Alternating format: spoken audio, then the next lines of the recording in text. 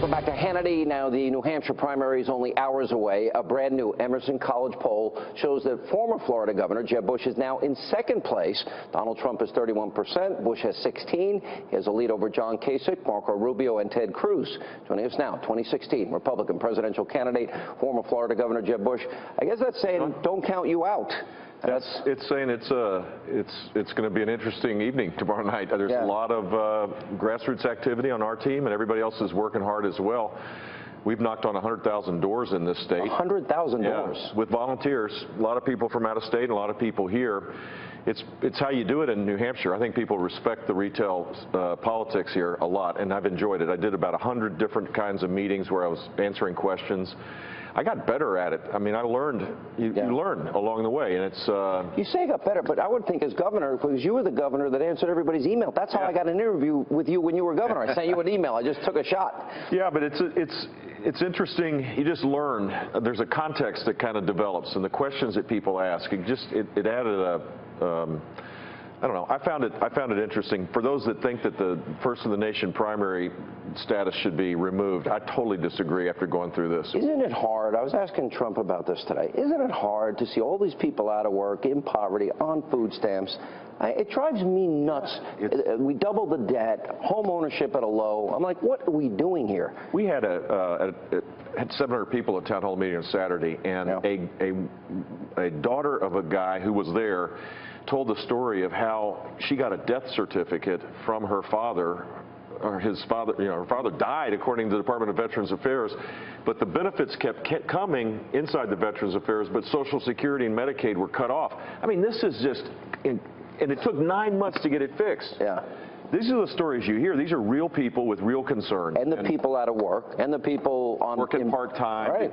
Having a woman that I met that is living paycheck to paycheck, paid the fine rather than, the mandated benefits. She couldn't afford the co-payments for Obamacare. Yeah. This is the story that's played out, and it just validates the belief that we need major change in Washington. You just came from Portsmouth. You came from a shipyard. My reporter for my radio show, Jamie Dupree, on the ground said you had overflow crowds all weekend. Yeah. And turning people away. So what's the difference between Iowa and here? And this poll, obviously, you're pretty happy about. We've worked hard here. We've worked really hard here, and I went and campaigned in Iowa. This is a place where I've spent more time. The national security issues are important here. Veterans issues are more important here.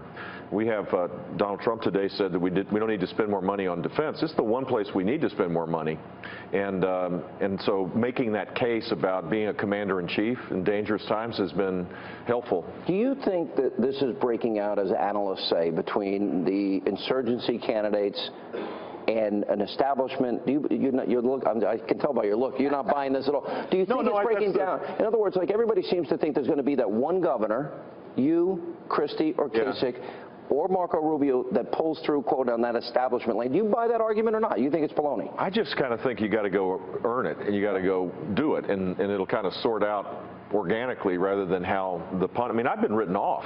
I've seen obituaries written about myself, and like the guy from the town hall meeting, I'm still alive. But after Iowa, does that get you down because it's not where you want it to be? No, not at all, because I did feel good about this, and we'll see how it plays out tomorrow, but I'm heading Wednesday morning. I'm in Hilton Head, South Carolina. You're in this Super Tuesday. You're in this, to the end. The debate on Saturday night, to me, was one of the more interesting debates, because it was like an assault on your friend Marco Rubio. What did you think? It was Chris Christie assaulting. Yeah, I didn't do much. I pissed him off once because I said he hugged Obama, and he got mad at me. I didn't hug him. I'm like, all right, whatever. Look, it's one of those just rare moments where a narrative had been built up, and then it was validated by the candidate himself. Fair or unfair, that's just the way it is. And this is a blood sport.